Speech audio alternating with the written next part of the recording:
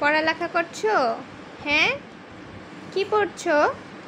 এগুলো কি? আপেল? এটা টমেটো। এটা কি? কলা। এটা কি? পাখি। পাখি বলো। আম কোথায়? আম দেখো তো। এটা কি বাবা? আম নেই? এক কোথায়? আমরা 1 2 পড়ি। 1 বল। এই যে 1 2 3 বলো বাবা।